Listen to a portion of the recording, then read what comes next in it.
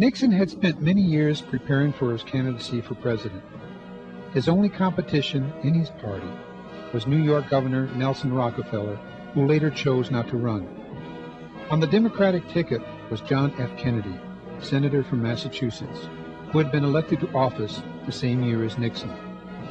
Nixon had the endorsement of his party, but not of President Eisenhower. Although Eisenhower respected him on many levels, he wanted the nomination to go to someone who reflected more of his political views. A reporter asked President Eisenhower what Nixon's contributions were to his presidency. He replied, "If you give me a week, I might think of one." Although Ike apologized, the public knew how he felt towards Nixon. Nixon never forgave Eisenhower for the quip. Nixon easily got his party's nomination at the 1960 convention in Chicago. Kennedy had already received his party's nomination earlier. Nixon and Kennedy were close in age, Kennedy 43 and Nixon 47. But that was their most apparent similarity. Kennedy came from wealth, Nixon from a working-class family. Kennedy was a liberal, while Nixon was a conservative. Kennedy was known as an intellectual with an excellent sense of humor. Nixon had foreign policy experience and came off as being stiff in social settings. Most importantly, Kennedy was Catholic, and this country had never elected a Catholic president. These differences became even more apparent in a series of 4 televised debates. Nixon was reluctant to participate, feeling that an incumbent could be at a disadvantage. Kennedy had been in chronic back pain due to a war injury, but still looked athletic and tanned. Nixon had injured his knee while campaigning and had been hospitalized. The doctor ordered bed rest for 2 weeks. Kennedy had climbed ahead in the polls during Nixon's illness. Nixon made up for lost time by campaigning in 14 states the first week out of the hospital and 11 states the following week. By the time the first debate took place, Nixon looked haggard and ill, and he declined to use makeup. I just want to see the position of the lectern is like. Will you take count of 2, please, Roger? What does the cut? The cut means that's it. Get out, Grace. 5 seconds. Right. No, what I mean is you want to quit quickly, or how? Yes. How well, we figure when you see 30 seconds, then try to bring yourself. All right. And then the cut is that's it. And then Howard will give you a few seconds over the cut, and then bang, I bang. understand. Sure. We'll try it.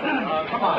Come on. Looking right at the camera here. Do that again. Again, Candy. Look this way, please. All right. One more. Thank you. Okay. Now. Can we clear the shot now? Will everybody just move back, please? Will you hit the 1-minute switch, please? You hear me now, speaking? Is that about the right tone of voice? It is a pleasure to be here tonight and to participate in this program, which opens up a series of discussions. Let me make one thing clear. Senator Kennedy has a responsibility to criticize those things that are wrong, but he has also a responsibility to be right in his criticism. I really don't need Mr. Nixon to tell me about what my responsibilities are as a citizen. I've served this country for 14 years in the Congress and before that in the service. I have just as high a devotion, just as high an opinion. What I downgrade, Mr. Nixon, is the leadership the country's getting, not the country. Those who saw the debate on television proclaimed Kennedy the winner. The audience who heard it on the radio gave the victory to Nixon. Nixon said after the speech, "Isn't that a hell of a thing? That the fate of a great country can depend on camera angles." Nixon never considered the debates as a deciding factor in the election. From Election Central in New York, NBC News reports election night 1960. Let's take a look at the total figures on the popular vote. It stayed very close throughout the evening. Neither one has pulled away at any time. The odds have now shifted in favor of Vice President Nixon carrying. Here we come back to the powerhouse again in the West, the 32 electoral votes of California, and they still show that Kennedy will lead the state. And in Oklahoma, a vast victory for Nixon, far more. Kennedy still ahead. Utah, Nixon over Kennedy, 4 electoral 4 votes. minutes to sunrise here in the East. In Illinois, 6:31. a slightly shifting race, but Kennedy still well ahead. They show Kennedy's lead down to just about 700,000. the closest election of this generation. I am sure that many are listening here who are supporting Mr. Senator Kennedy. I know, too, that he probably is listening to this program. As I look at the board here, while there are still some results still to come in, if the present trend continues, if Mr. Kennedy, Senator Kennedy, will be the next president of the United States.